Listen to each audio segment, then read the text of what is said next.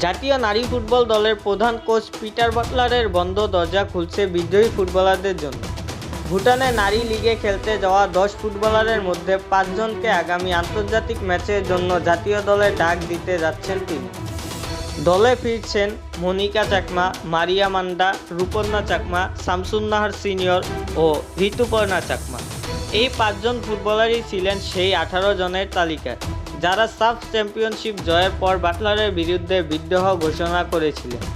অনেক জল্পনা কল্পনা অবসান ঘটিয়ে শেষ পর্যন্ত তাদেরই দলের অন্তর্ভুক্ত করতে যাচ্ছে বাটলার। বাংলাদেশ ফুটবল ফেডারেশনের একটি সূত্র নিশ্চিত করেছে, আসন্ন 2টি আন্তর্জাতিক প্রীতি ম্যাচের জন্য এই 5 ফুটবলারকে ডাকা হয়েছে। আগামী 31 মে জর্ডান এবং 3 জুন ইন্দোনেশিয়ার বিপক্ষে ম্যাচ খেলবে বাংলাদেশ নারী দল। 2টি ম্যাচই অনুষ্ঠিত হবে জর্ডানে। এশিয়ান কাপ বাছাইয়ের প্রস্তুতির অংশ হিসেবে এই ম্যাচ 2টি অনুষ্ঠিত হবে। উল্লেখ্য, মেয়েদের এশিয়ান কাপ বাছাই শুরু হবে 23 জুন মিয়ানমার। সি গ্রুপে বাংলাদেশের প্রতিপক্ষ হচ্ছে স্বাগতিত মিয়ানমার, বাহরাইন ও তুর্কমেনিস্তান। গুরুত্বপূর্ণ এই প্রতিযোগিতায় ভালো ফল করতে হলে শক্তিশালী ও অভিজ্ঞ স্কোয়াড গড়ার বিকল্প নেই। সেখান থেকেই বোধহয় বাটলারের এই সিদ্ধান্ত।